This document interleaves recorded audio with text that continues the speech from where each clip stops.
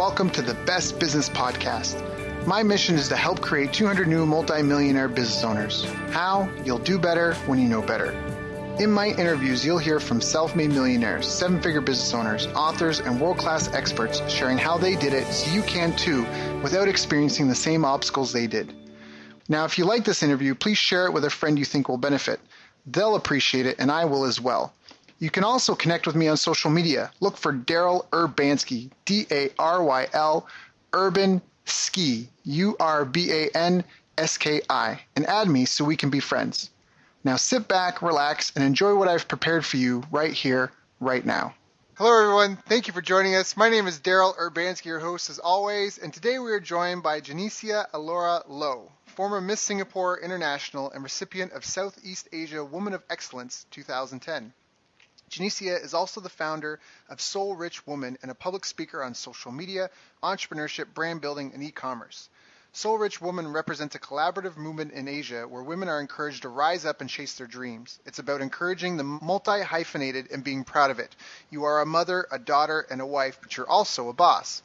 By creating a supportive hub of like-minded female entrepreneurs, business leaders, and those aspiring to be, Soul Rich Woman aims to inspire more women to think big, empowering them to bring their A game in order to change the game. I've asked her to join us here today to support our female entrepreneurs in the audience and help us all manage our businesses and lives a little better. So Genecia, thank you so much for joining us today. How are you doing? I'm fine. I'm doing great. Thank you, Daryl, for having me here. I appreciate that. Yeah, of course. It's always fun to talk to you. We have fun conversations, so it's all good. And I know the listeners are really going to benefit too, because it's important to see different people's perspectives, and not only that, but even hear from business leaders around the world. Yeah, I think that's a real value that for some people, they might be in their city or in their small town or in their community or their school or wherever. But it's especially even when you're in business, sometimes you can feel like an island, right? Like you're so distant connected. So it's great to be able to bring fresh energy and insight and, again, different perspectives. So, and I also want to acknowledge all the female members of the audience as well. I think we have a lot of guys on the show, and it's not intentional. It's just how the cookies are coming out. So I'm glad to shine some light on what you're doing. So obviously you've accomplished a lot. You've come a long way. You're helping hundreds of women around the world grow their businesses and be more successful. But how did you get started? Like, how did you even get into business? Do you come from an entrepreneurial background, like your parents run businesses, or? No, I wasn't, my family wasn't running any businesses at all. I started working and supporting myself through school since I was 14 years old. And it was because my family had some financial issues. So it was really terrible. Imagine waking up 5 a.m. in the morning to go to school, doing stuff till 1 p.m. And then after that, doing project work. And after project work, about 5 p.m., people will go to the shopping mall, will go chill out, they'll go home. And then I need to go out to work. Because of my background in this teaching and training in the health and wellness industry, I started to realized that entrepreneurial spirit was within me. I wanted to build a community to supply trainers to fitness centers, to community centers, fitness centers, companies. So I started from there. And I had no business experience, honestly, because I'm a medical student. I have no knowledge about business. And throughout the years, I was just feeling my way around, It was eventually when I met my mentor, James Wee. He coached me, he mentored me, and that was when I went into the next level, because he told me that e-commerce, and I need to learn about e-commerce, I need to learn about stop trading time for money and really leveraging through technology to build my business. So that was when I kind of transformed the way I look at business. I stopped trading time for money. So over the years, fast forward, right, trading for money, and then I was like doing funnels, I was doing social media marketing, I was doing brand building, and then generating leads online, and this was how things got transformed. Got it. That's amazing. That's awesome. That's huge, and it's a great journey as well. And I always spoke before too that having won was it Miss Singapore International, that the thing I've even for you is a challenge is to be able to rise up and be seen as a leader and appreciated for the struggle that you've had, and more than just your looks, right? I mean, it's something that can help you, but also in some ways can hurt you. So just amazing to hear that, like, even just talking about how you've been working since you were 14 in that, like, I think everything you've got, you've really dug deep and had to earn. So hats off to you on that. But what were some of the biggest challenges that you faced? What were some of the things that you struggled with, the big milestones you had to overcome in your career so far?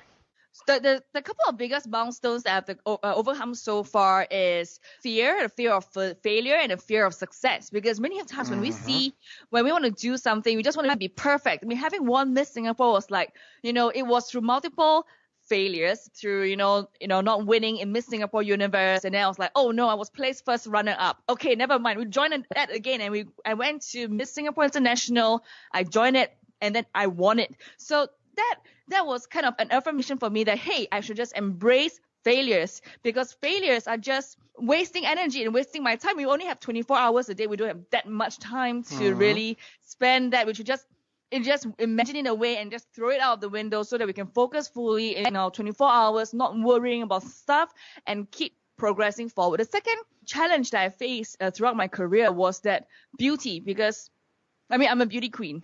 Right. So people will say, hey, beauty queen girl, what do you know? Right. So I kind of get it a lot. Like, what do you really know? The skepticism of that in the Asian context, even you're beautiful, when you do business, they're like, okay, you don't know your shit really well. So literally I have to work doubly hard and prove to them and prove to myself more so that I could do a lot. And because of that, I took up a lot of courses. I learned about NLP. I learned about emotional EQ. I learned about different things. I pick up a lot of skills. I pick up Enneagram. I learned how to do funnels. I learned how to do this and that. So that gave me that drive that is immensely rewarding because of that challenge that came up. So I kind of like to turn challenges into positive energy. So that's what my A game is all about. That's awesome. Yeah, one of my favorite quotes, and a little disclaimer for anyone that has sensitive ears, I'm about to swear, but one of my favorite quotes about success is like pregnancy. Everyone congratulates you, but nobody knows how many times you had to get fucked to achieve it. And that's like a reality of business and life, that you just don't know how many times are you going to fall flat on your face, how many times are you going to stumble, how many times are you going to fall, how many times are you going to get it wrong and upset a client and maybe disappoint people, maybe disappoint yourself, disappoint your family. Like, you put a lot on the line, you know what I mean? And it doesn't disappoint because you're a failure, but things don't always just work out the way you plan. So yeah, hats off to you. There were two nuggets that I picked up. First, there are no victims, only volunteers. So if you don't participate, the only failure is the failure to participate. So if you keep thinking that failures are, stuff that you're so fearful of, that you think that you cannot overcome, hey, if you don't even participate in it, you don't even know that you fail. And because of that, you will probably live your life with regrets. Well said. Very, very true. So for anyone that's listening to this, that they're either just starting out or they're in a spot in their business where they're struggling and they're feeling some overwhelm or frustration, what advice do you have for them? Well, when you're experiencing overwhelm and frustration, go back to the drawing board. Bring out A3 paper, or go back to that big piece of drawing block that you have, and go back to foundations and your basics. What exactly is the key message you're talking about? What is your niche exactly you're looking at? What kind of message you're giving to people? Because selling to everybody, sell to nobody. Speaking to one person, speak to many. So you need to really go back to the drawing board. Ask yourself, who are you really targeting? Because when you are frustrated, when you are overwhelmed by this shiny object syndrome, there's so many courses out there, there are so many programs that you can learn from. Hey, stop piecemealing all the freebies together, because it ain't going to work. Look for a mentor, look for a coach who can help you and guide you to put the pieces together. Go back to the drawing board and map out your railway, because the more focused you are, the faster you will reach your end goal. Slower you are, and then you are not willing to invest in yourself, to hire someone, to get a mentor or a coach, that's when, your success could potentially be delayed. I love that.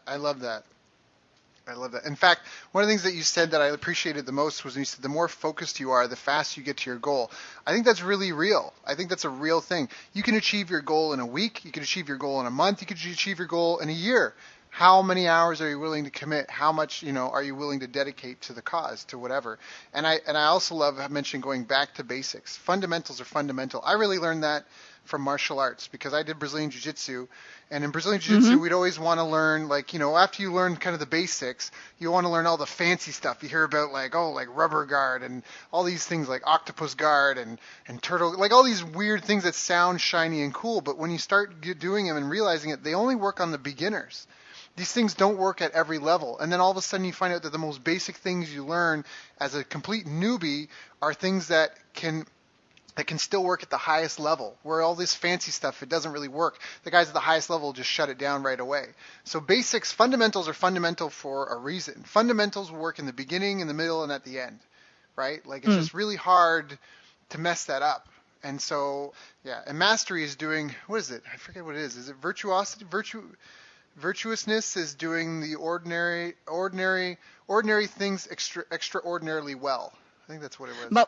But for me, that formula that really sticks in my mind is to have courage to do the thing that you want to do. Because when you say that people have overwhelm, in their business and their life, it's because they don't have the commitment, and they are not having the commitment to want to overcome it. So my formula is to have courage, and courage equals to action plus doubt.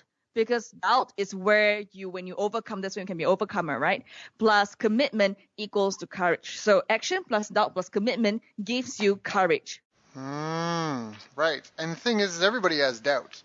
Everybody has doubt. Yeah. But people... And because you overcome it, that precisely you have courage. Mm-hmm. So well said. That's obviously coming from experience. Yeah. What was one of the hardest things that you had to overcome? You already gave us a couple, but where do you think was one of the biggest doubts that you had to overcome for yourself? That I wasn't good enough.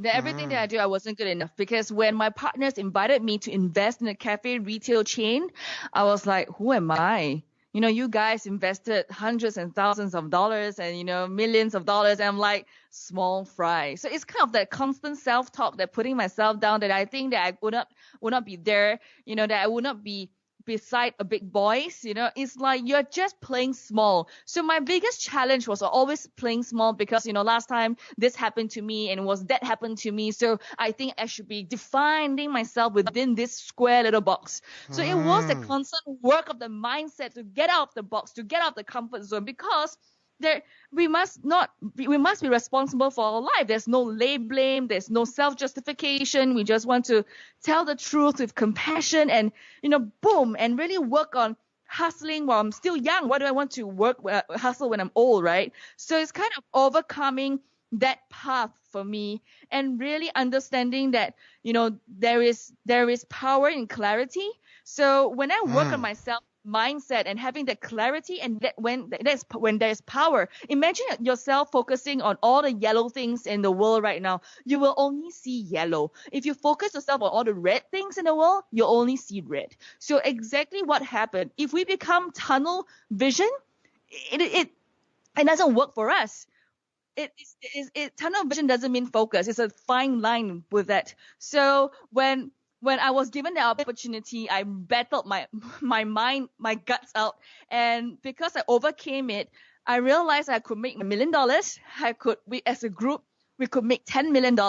And that was when my energy of being able to attract the millions of dollars increased tremendously, because of that breakthrough of stopping playing small. So well said. So well said. In fact, that's Michelangelo has a quote. It's like the biggest shame. What is it? The biggest crime is not that people set goals too high and fail to meet them. It's that people set goals too low and they achieve them. And I think that's yeah. Good on you. That mindset piece is so big. There's a great book about it's actually called Mindset: The New Psychology of Success, and it's Carol Dweck, I think, wrote it. And she did all this research, like literally thousands of university students and business entrepreneurs, and found out that there's two distinct mindsets. There's people with a fixed mindset and people with a growth mindset. And so you identified yourself as overcoming the fixed mindset problem, where you felt that your life was defined because this had happened to you and that had happened to you, fixed events. You thought that was defining who you were, as opposed to it's just like, hey, I'm just on my growing path. You know what I mean? Like the difference. Some people define themselves by a fixed thing. If they fail to achieve this, if they get a chance to go on stage and they bomb, they're like, that now defines them, as opposed to, oh, I just haven't practiced enough. I need to go back and I need to get a mentor. I need to get more training. I need to get up on another stage right away. You know what I mean? Man, that didn't go well. I need to get on 3 more stages to make up for that bad one. People with a growth mindset appreciate that they're on a path, And that Or they constant change. right, and growth and progression, where a lot of fixed mindset people, and if both ways, they'll define themselves as a success because of something that happened years ago. Like, oh, I did that, so, I'm golden. Like, well, hold up, right? And in some ways that leads to their demise in the future. So the mindset piece is really huge, and you just really defined it right there, talking about how you thought that fixed things that your past defined who your future. One of the things that I love about being human, and I constantly try to remind myself of this, is that as humans, we can really accomplish anything we want. Like, we put someone on the moon. Like, we invented flight. Right now, you and I are talking from opposite sides of the planet in real time. Yeah. Right? And we're recording it and sharing it with thousands of people. Like, that's just phenomenal, the fact that we can do that. Humans can do so much, but my dog, as much as I love her, how amazing she is, she will only ever do the 4 or 5 things a dog can do. And that will define her for the rest of her life. But as a human today, anybody can choose a new direction, and almost like a boat, just changing direction and leaving the past in the wake. Like, you can do that today. You can wake up, decide you want to be a ballerina, decide you want to be an astronaut, decide you want to be a scientist, decide you want to be a business owner, and start down that path. And everything that happened before, it really only is as attached to you as you let it be. So I think that's a really powerful message out there about the mindset and the commitment and the dedication, focusing on your niche, making sure that you got the right messaging. And the messaging is really about understanding who your prospects are, right? The niche. So it almost goes back to the other one, which is back to basics. When you're talking about who you're targeting, what KPIs do you have that really matter, and getting more focused, and determining how focused you want to be in your goal. How soon do you want to get there? Do you want to take 1 year, 3 years, 7 years? Do you want to get there in 1 year? Do you want to get there in 6 months? Do you want to get there in 3 months? So that's really powerful. Yeah, I agree with that. I keep telling my people, I said, you girls gotta wake up and buck up, because you are using the same resources. Whether is it 3 months or 8 months or 18 months down the road, you will still be spending time and you still be spending your efforts, because to have the results that you want, you need to tune your belief. You need to tune your mindset. You gotta have an attitude of hustle, and you gotta change your behavior to get to the result. So if you are just, kind of stuck and think that, no, Genecia, we can just spend our time and slowly get to the end result and the end goal that we want. Yeah, but think about it. You're still wasting your money. You're still eating and breathing oxygen. You still need to eat. You still need to have your funnels built out. But for 18 months, no results, or 3 months, eventually you still get the results. Which path do you want to take? So I always tell them, it's always 6% people and 94% system. You got to leverage on technology, leverage and stop trading time for money, so that you can grow and scale your business. And that's how we grew our businesses. I love that. 6% people, 94% system. That's awesome. Can you define a system for me? Okay, so for us, system is about technology, which is like, for example, your funnels. How do you do for us, it's like cafe, right? We have the online ordering system. How do you do royalty programs? How do you do your, basically all this network, the ecosystem that we've built, the membership site, and then we have the redemption centers, all these bits. They come together. In the 6% of the people basically is your staff, the people, your admin, your VAs. But without all this system, we will take a longer process to go from where we are now to where we want to be. I love that. Yeah, I love that. And systems are so important.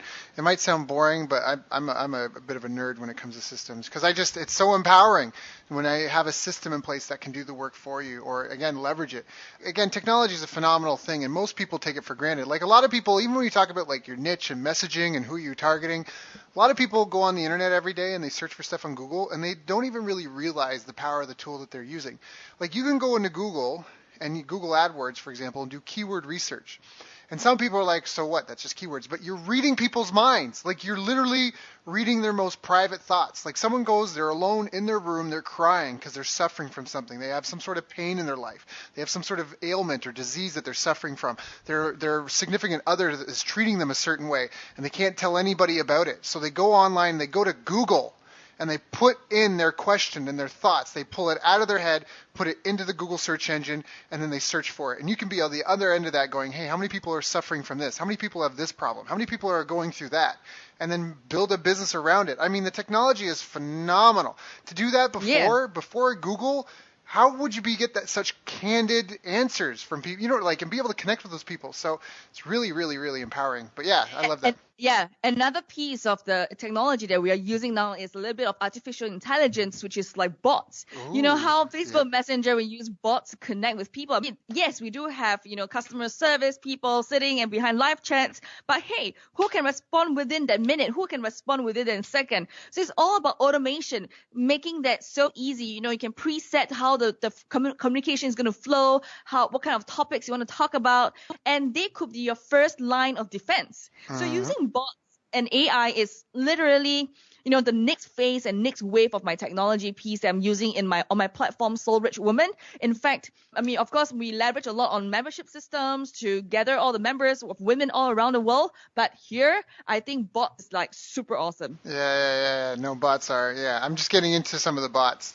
Yeah, it's interesting. It's going to be an interesting world in the future as we get smarter and our computers get smarter. I think we're a long ways away from, eliminating the need for us in general, but definitely for automating and leveraging our stuff. And it's something, people don't fail, systems do. If anyone listen to this as a business and they feel like their staff are underperforming and yada, yada, yada, I hate to break it to you, but it's not your staff, it's you. It's that your staff most likely don't have the direction that they need. They don't have the training that they need. They don't have the feedback loops that tell them when they're doing good or bad. Most people want to be successful at what they're doing, and most people want to do a good job, but a lot of people don't get the communication, the feedback, and the guidance that they need, because even there's tons of people, like I do one thing with my team, we do weekly one-on-ones, and we keep track of what we call our 3 key metrics. And so for every role in the company, we've defined 3 things that define success in that business. And some are really easy to, like, some are really tangible, like growth, like sales even, how are sales, but others are kind of intangible, right? Like, were you punctual? Like, are you being proactive or something like that? And I'm just pulling things out as examples.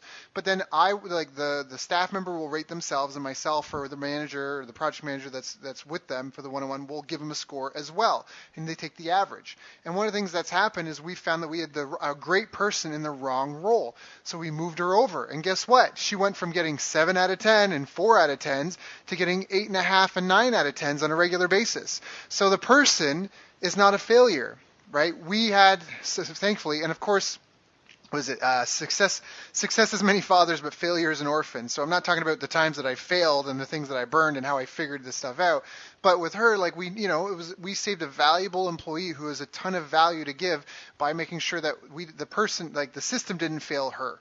Right? There's a lot of great people that have a ton of potential, and you put them into a company, and the company doesn't have the systems in place. And it's a lot of people get treated like garbage, and they get discarded and used and churned up and spit out by companies, but it's because the systems aren't in place to properly take care of them. And then some of the most successful companies you see, the best companies you see, they really focus on things like customer service. They really focus on the training and feedback of their employees, and also making sure that everyone's aligned to the main company goals.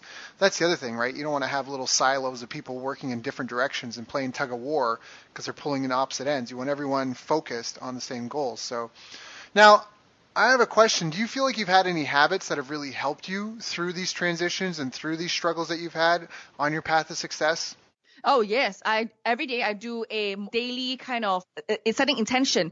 I basically do this to help me to open up my mindset and keep reminding myself what is the goals that I want to achieve. So for example, I want to work with women who are more influential, more powerful, or for example, if I want a team who will love me and who will grow with me, I set an intention every single day, because we can't just roll out of bed and say, okay, it's just another day, and then you live your life like that. Come on, I run a cafe retail chain. We have presence in 3 countries, Singapore, Malaysia, Indonesia. I run a distribution business. I can't be just living my day by routine, right? It's all about setting that intention, bring that focus back to core. And because foundation is key.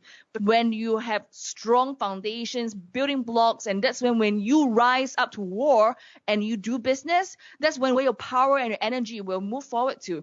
So people can feel the energy on the team, right? When you meet your staff, how can they connect with you? How do they know you're the leader? Do they know there's teamwork involved? It's when you set your intention right, that's when all the pieces will flow.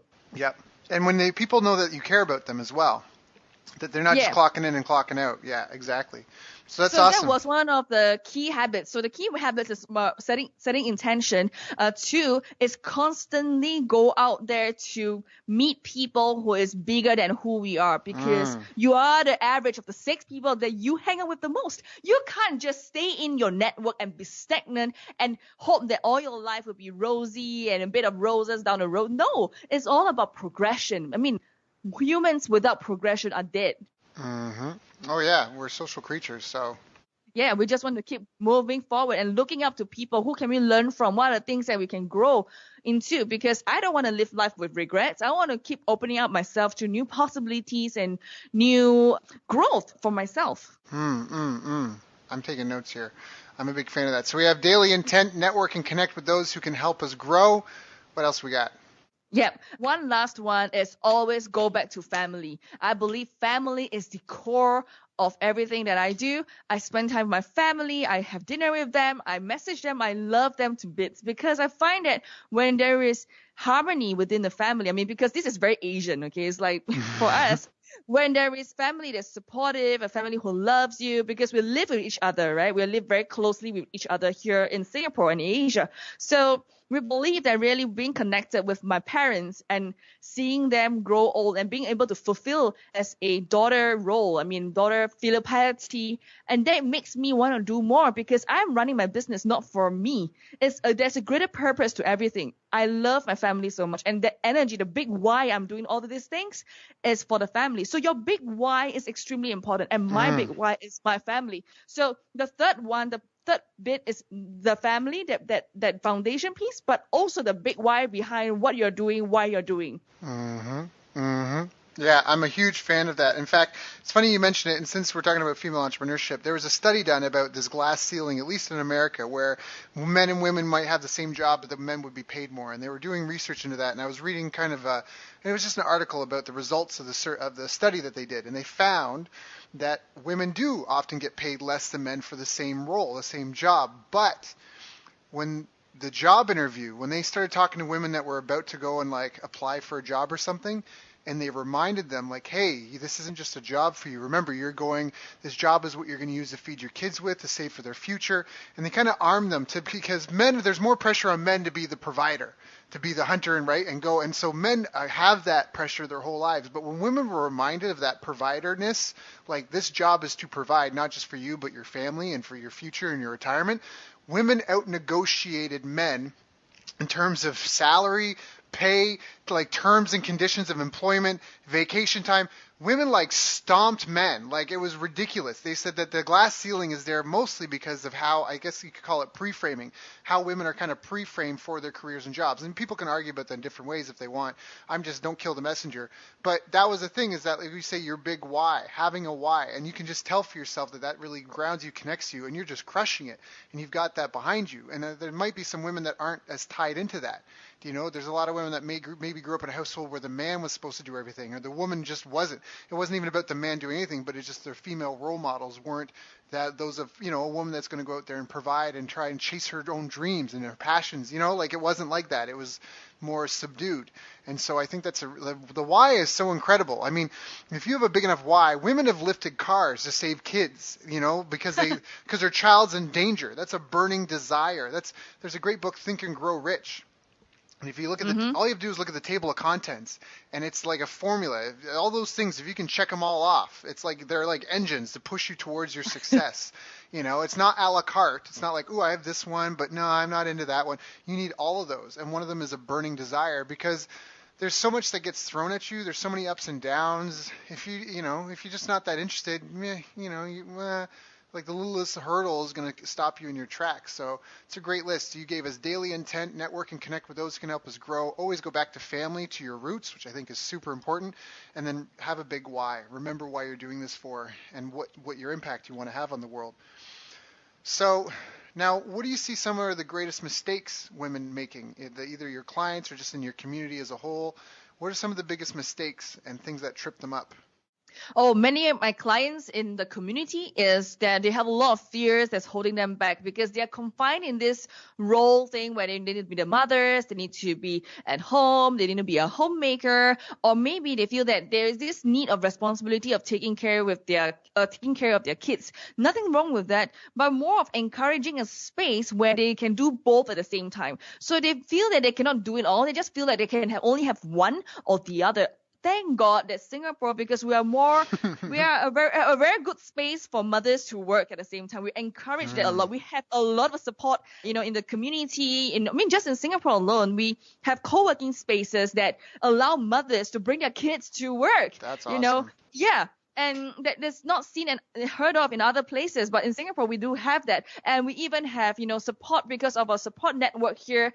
Family support is very strong. We live close to each other, so like grandparents and there are helpers here who can help us to take care of our kids right when we are away. So naturally, these issues can actually be taken care of with this support situations. There are some other challenges that are faced by my community is that the constant changing of evolving of social media, of that growth of technology, they kind of find it a little bit hard to keep chasing and keep embracing. So they are kind of staying stuck in their, it's just a Facebook, it's just Instagram, it's just another LinkedIn. So they're not seeing that leverage, but I'm sure marketing automation and social media marketing is picking up here in this area where they are learning more to apply it back to their business. It's funny because I had this actually come up with another interview I did recently where the gentleman was saying that, like Facebook changes so much and so fast, and social media can be really hard to get caught up in. So you got to constantly keep learning because, the rules are changing. And I have something to say that I think might be valuable and I hope will be valuable for people. And that's that, the tactics frequently change. So if you're talking like Facebook ads or Twitter ads or LinkedIn ads or something like that, like the tactical things like video ad versus image ad versus, like all that sort of the tactical stuff can change frequently. In fact, Facebook, if you log into Facebook ads, things are being moved around all the time. Oh, where'd that button go? Man, and where's that button? I'm looking for that button again, right? Yeah. But that's the tactical. The strategic things rarely change. They do change sometimes, but generally speaking, they're slow to change. But the principle-based things almost never change. And so something I really want to help everyone here think about is traffic times conversion equals profits. And so whether it's Facebook, whether you're blogging, whether you have a podcast or do podcast interviews, whether you're running paid ads, whether you're at a trade show, at a convention, whether you're on the street networking or in a marketplace, no matter where you are, if you're in a mall, it's all to get traffic. And traffic is traffic is an audience of your target market times conversion.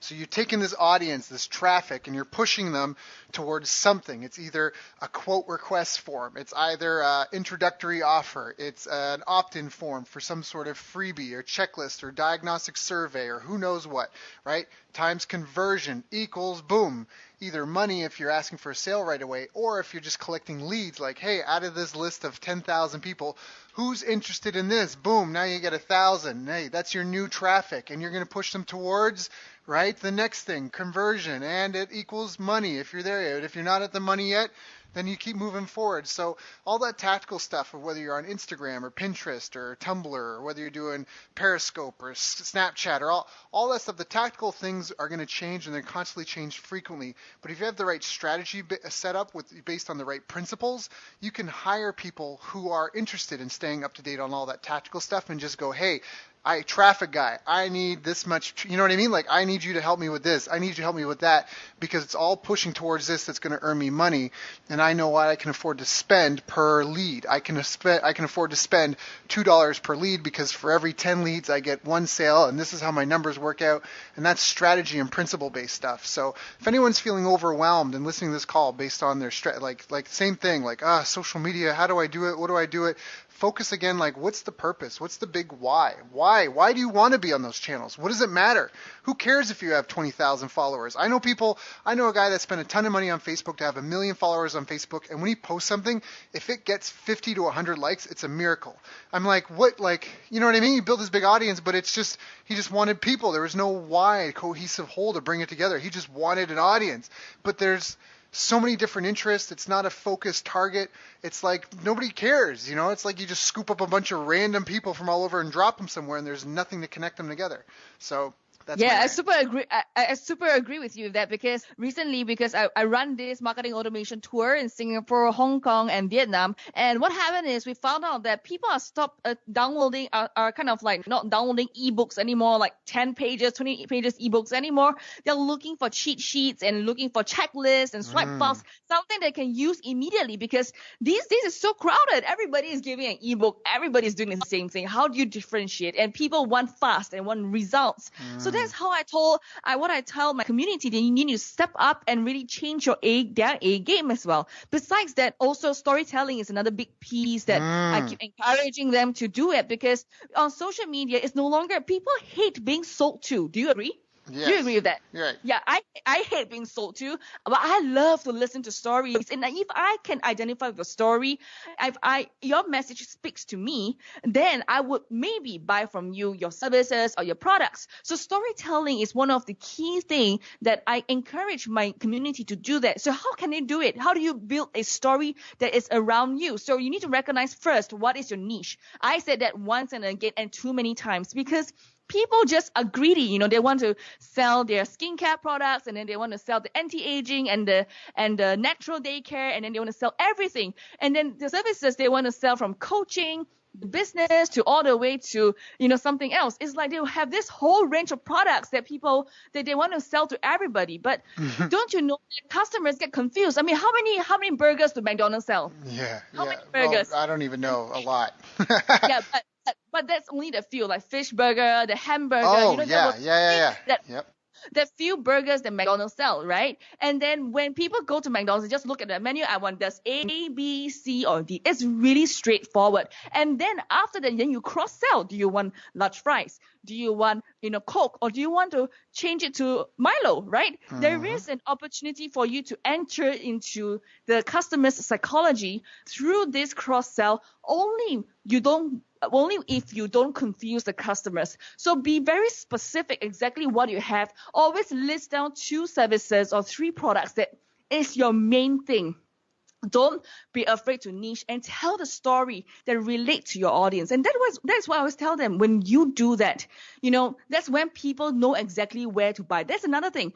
Sometimes they don't even tell their customers where to buy. They say, oh, I have this link. Please come to this link. Come to my website. Yeah, but your website has 101 things on your website. Where the hell is the freaking button? Yeah, that's right. Yep. In fact, I've doubled sales for companies just by doing better, like, user interface tests with the pages. Yeah. And one more thing is that so super cool that I also tried is the multiple price points. Sometimes they think that, oh, you know, people will buy at that $200. I said, hey, you got to change up your pricing point. You need to go something a little bit, you know, at a lower value, but that doesn't mean that you have no value. It's just that for people of that appetite, they can try your product first. And then if they are good, you can nurture them in your funnels, and then, oh, boom, you can upsell them into a bigger ticket product. And then we're having multiple price points like low, medium, high, and premium allows multiple streams of income as well. So through your storytelling and presenting the products correctly with exactly telling them where to buy and their multiple price points will allow you to generate that recurring income that your business desire. Yeah, and we call that an ascension ladder. Because not everybody, like, it's like dating, you know. In dating, you're not like, hi, can I stick my tongue down your throat? Hi, want to get married? Like, that's, whoa, easy, slow down, buddy, right? Like, this is way too much, way too fast. But if you consider it like, hey, like, I understand branding, but I'm very much a direct response marketer. For me, branding is like going to a party dressed your best. But if all you do is brand, then you're sitting in the corner just smiling and waving, like, yeah, hi. Like, you're not talking to anybody. You're not like, hey, can I sit down beside you? Hey, that's nice. Hey, can I get your phone number? Hey, how are you? Hey, do you want to get a coffee? Like, there's none of that interaction. That's like, I always think of it as like coupon-based advertising, because it's really easy to say I offered 100 people this coupon and I had 10 people that took it. It's a yes or no, and then go from there. And then ascend people. So same thing like dating. Hey, how are you? Hey, can I sit down down here and talk to you? Great, perfect. Oh, hey, that's excellent. Hey, can I get your phone number so maybe we can go out sometime? Hey, that's excellent. Hey, do you want to go for lunch? Which is a low dollar offer, right, compared to marriage, and then just move up the relationship and build that relationship with people. All things considered equal, people want to do business with their friends. All things not so equal, people still prefer to do business with their friends. So try to, oftentimes 90% of sales don't happen on the first touch, the first engagement with someone. So sometimes you can really kill the relationship and hurt people if you're asking to buy, if you're asking people to buy right away. Now, it doesn't mean you can't have things for sale, but it's also how you approach it. You can try to, you said people hate being sold, but people love to buy things. People love to buy things, but they hate to be sold. I mean, it's that whole, like, even if I'm already doing something and you tell me I should do it, I'm going to stop doing it because I don't want you to tell me what to do. It's that mentality. But if it's like, hey, have you heard about this? It's kind of neat, and check this out. And one of the keys is ask people to try, not to buy. Hey, just try it out. Just try it out. Just try it out. If you don't like it, you got 30 days, but just try it as opposed to buy, because it's such a confrontation, commitment, I don't know. I just find that works a lot better. And again, it's more relationship focused. So this is great. Great stuff. Yeah.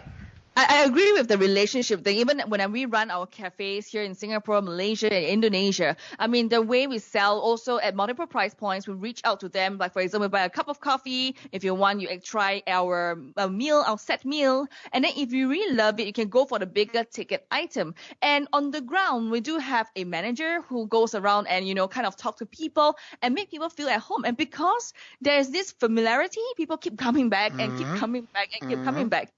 And then online, when we do our skincare distribution, it's quite a different ball game. It's more of the entry where you say, try this product first, try this product, give us your name and email address and your home address. We'll send a trial pack to you. Try it for 30 days. If you love it, buy from us. If you hate us, it's okay. Goodbye. Yeah. Yep.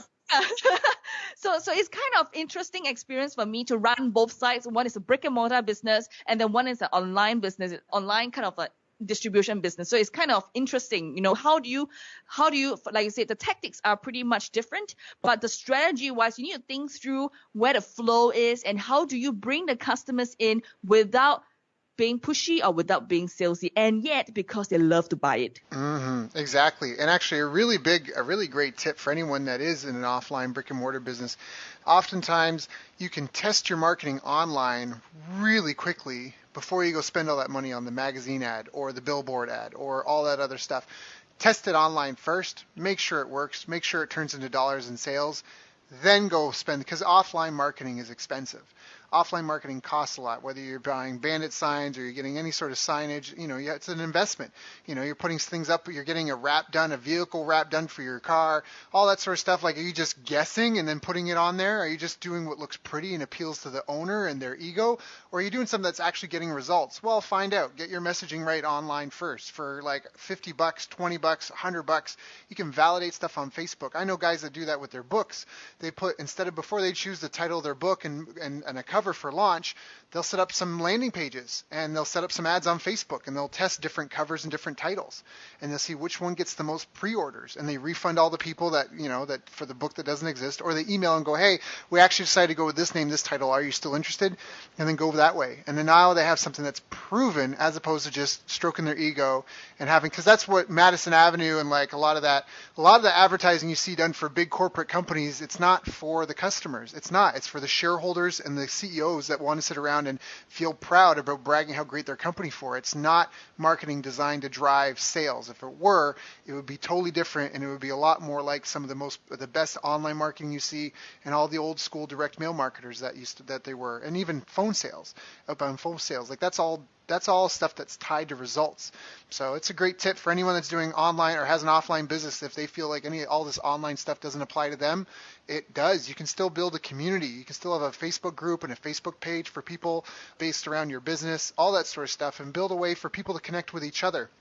And that's another way, like And you what say. Yeah, go ahead. Yeah, besides community, one of the other success that we had with our retail business was that people like to see change in terms of the menu. So you could have the same menu for the longest period of time, but you do need to change up some of the things. So, like for example, like January or February is Valentine's Day. You have the Valentine's menu. You kind of like have to keep adding and tweaking your menu every 6 months to a year.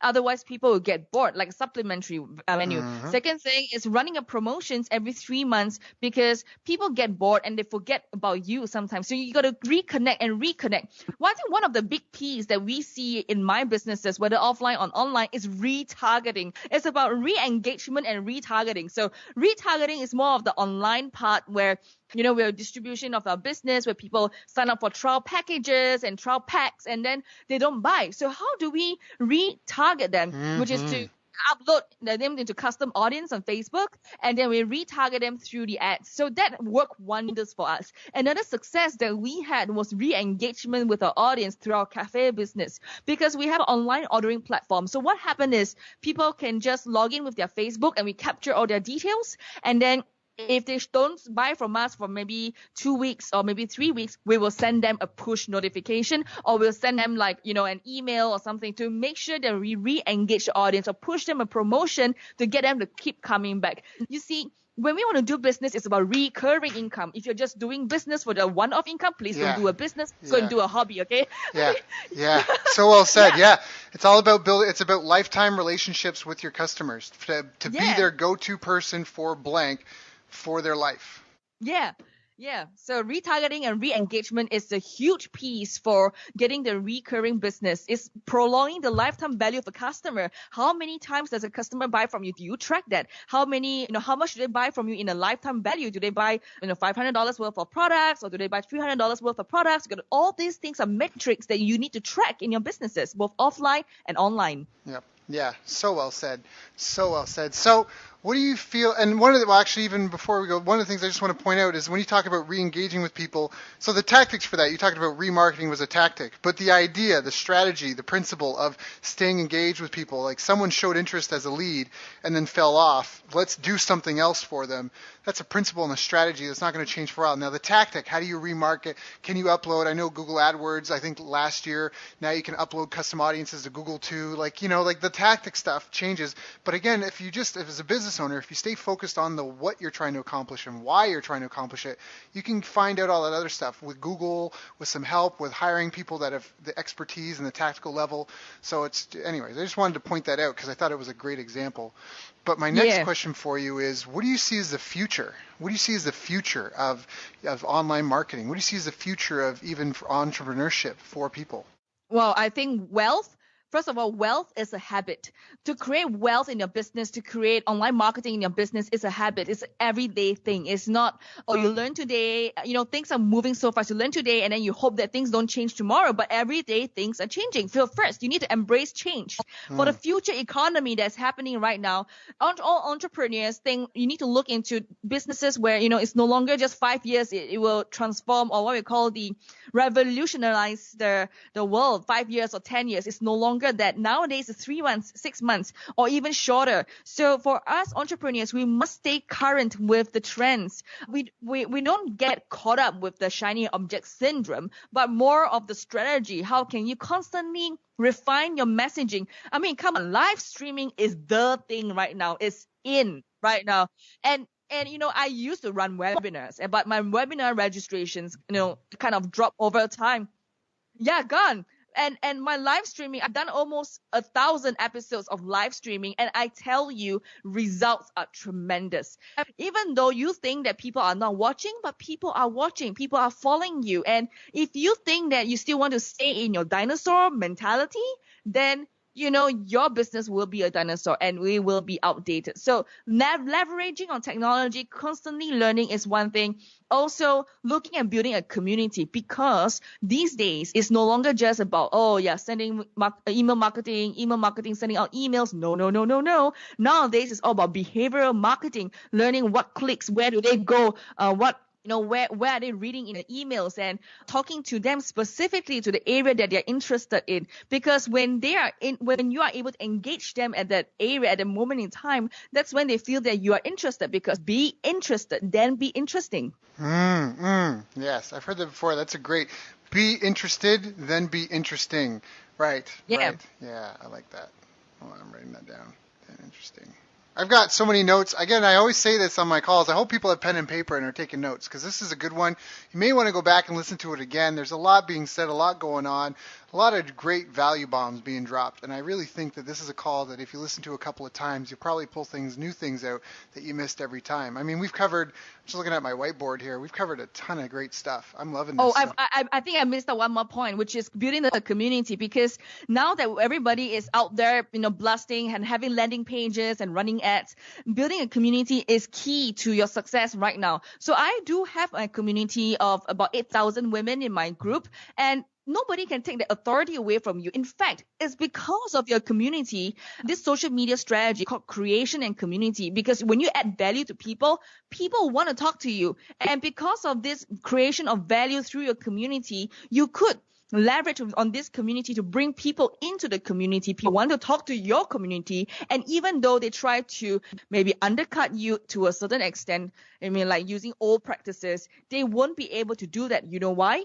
Because the community trusts you as an authority. You are the authority and you have that niche and you're able to provide the kind of value that people want. They could learn from a lot of people, no doubt, but having a community will strengthen your stand as the expert in your niche. Mm-hmm. Right, because again, people get to know, like, and trust you, so they know what you're about, and they just know. It almost makes it easier for them to make decisions because they've vetted you and they've seen you over time. And to me, that's what a brand is. For me, branding is a relationship. For me, the word brand and relationship is synonymous. It's the same thing. So for me, branding is not how good is my logo, how pretty are the colors.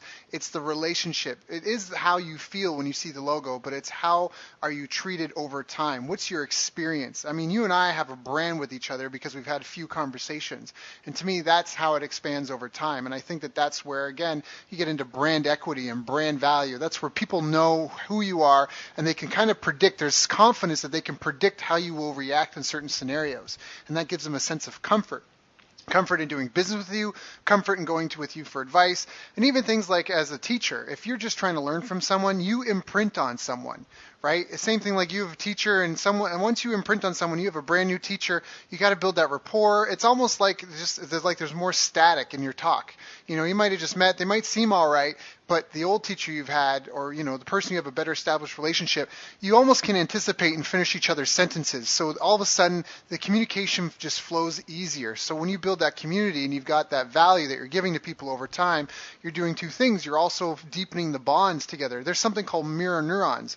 You said a couple of seconds ago when I said something, you were like, that's like two fax machines talking to each other back in the day. Like when people talk, they're nodding and they go, and they're giving feedback. There's a back and forth, almost like a ping pong ball that goes back and forth in that communication.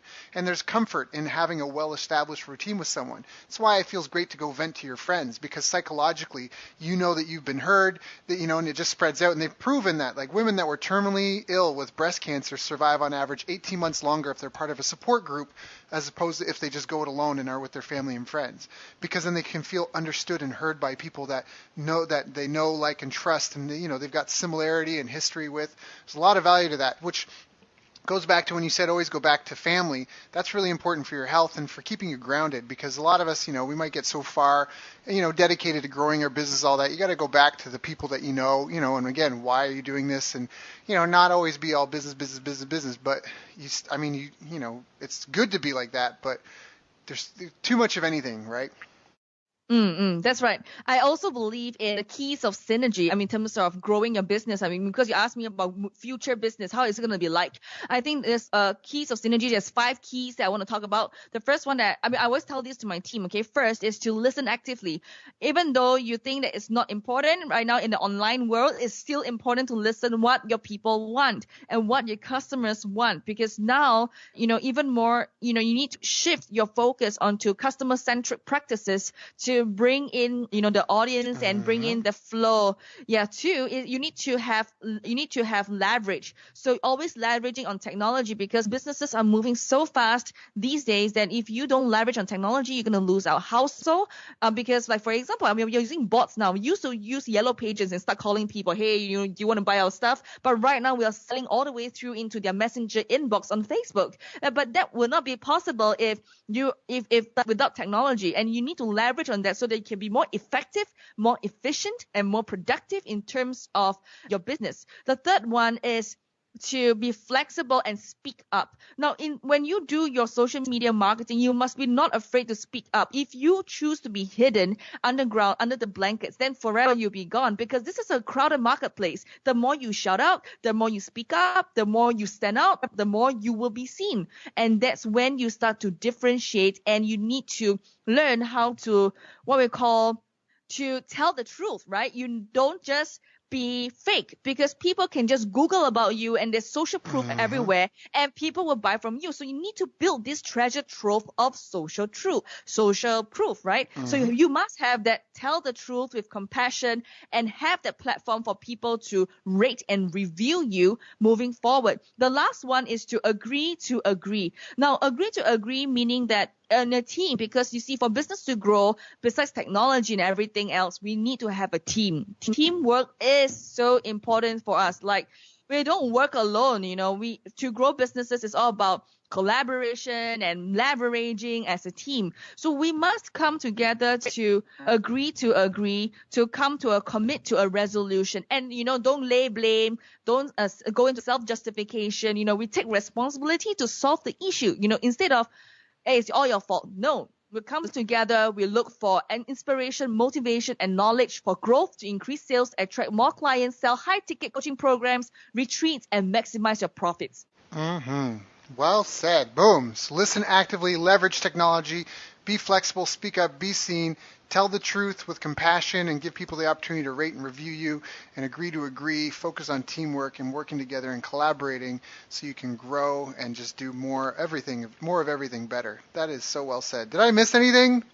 No, it's awesome. You wrote down everything. Wow. So, right. Well, I'm a writer-downer. These interviews are as much for me as they are for all the other people, right? So, obviously, you're way more than just a pretty face, and so it's just been a lot of value to be able to have you share a lot of this with me. If anybody else is resonating, or if anybody else listening to this call is resonating with you and they want to follow up, how do they get in touch? How do they reach out to you? How do they join your community? How do they get involved? Yeah, so they could look out. They can come to Soul Rich Woman, SoulRichWoma, not EMAN. So soulrichwoman, letter A.com. You can reach out, go to the website. You should be able to find me. If not, look for me. My name is Genecia, Genecia, Alluora, Alluora. Now, I have a free gift to you just for money stress. Now, this is a free ebook that I want to give out to those of the ladies who are encountering some issues, maybe their business, they're stressed about their financial cash flow. Well, you can go to soulrichwoman.com/freebies, FREEBIES, and then you can go and download over there. That's awesome. So it's soulrichwoman.com/freebies. Is that correct? Yeah, freebies. Yeah, that's Good. right. So soulrich, SoulRichWoman.com/freebies, FREEBIES. That is so awesome. Right. That is so awesome. So, Genecia, is there anything that I didn't ask you that I should have asked you? Well, for me, what I'm hoping to achieve is that I believe that success isn't about glorious wins. It's about behind the scenes work that we do with others that matter. It's about helping others to stay focused on their goals and stay motivated enough to do their best to realize their potential. So basically, my vision is to lay the groundwork for other women's success, and then to take a step back to let them shine as well. And that is what Soul Rich Woman is all about. That is so well said. So excellent. So please, again, if you If you found any value from this, go check out that website, go download some stuff, and go connect with her on social media. I appreciate your time so much today. You've given freely. You've given tons of tips. This is a great call. People should definitely go back and listen to this again. And I know you could have been taking care of your own community, your own tribe, so I appreciate you coming here to help me and my people. And just thank you so much for your time. And I know it's late for you too. We're 12 hours apart, so thank you for just being a trooper and dedicated to helping change the world. Thank you. That's awesome. Thank you. You've reached the end of our interview. Now, first, let me thank you for listening. I appreciate and respect you more than you'll ever know. And now I'd like to ask you a couple of questions. First, what 3 lessons did you just learn? What 3 aha moments just jumped out at you? Second, what can you implement for yourself and your business in the next 24 hours? Third, what can you give to someone else to help you with, or give to them to just do it for you? Whatever it is, remember, taking action is the secret sauce to results. Now, if you think this interview would be helpful for a friend, please give them a link to it. It'll help them and it'll help me too. I'd also like to invite you to help me find out more about the challenges you're facing, your dreams, your goals, and how I can help you overcome what's holding you back. We both do better when we know better, and your success is my success. So please reach out and interact. You can visit our website, bestbusinesscoach.ca for Canada or California, where I'm from and where I'm living. You're welcome to also try out one of our paid programs. You can find us on YouTube, Facebook, and pretty much every other social media channel you can think of. You should also subscribe to the podcast, and if you're enjoying them, please leave us a nice review. It really helps. That's all for now. Once again, thank you. Take care of yourself, and remember, the world needs the best business you can build. And I believe in you.